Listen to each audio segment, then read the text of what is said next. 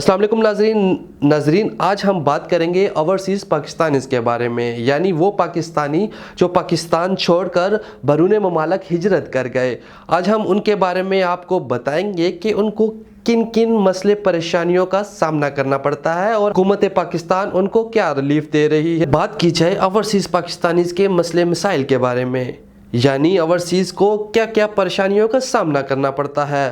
Overseas Pakistanis को vote casting में काफ़ी प्रॉब्लम होती है। अगर कोई शख्स बैरून ममालिक बैठा है और पाकिस्तान में वोट कास्टिंग हो रही है तो वो वहाँ से वोट कास्ट नहीं कर पाता, उसको हरगिज़ पाकिस्तान आकर ही वोट देना पड़ता है।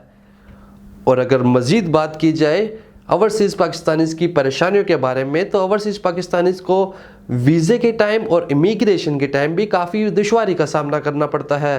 अगर बात की जाए हुकूमत ओवरसीज़ पाकिस्तानीज़ को क्या रिलीफ दे रही है, तो सबसे पहला रिलीफ RDA यानी कि रोशन डिजिटल अकाउंट, जिसमें ओवरसीज़ पाकिस्तानीज़ अपने बिलियंस ऑफ डॉलर्स को सिक्योर कर सकते हैं। वो जब अपने पैसे यहाँ ट्रांसफ़र करेंगे तो उनको ये यकीन होगा कि उनके पैसे सेफ़ हैं।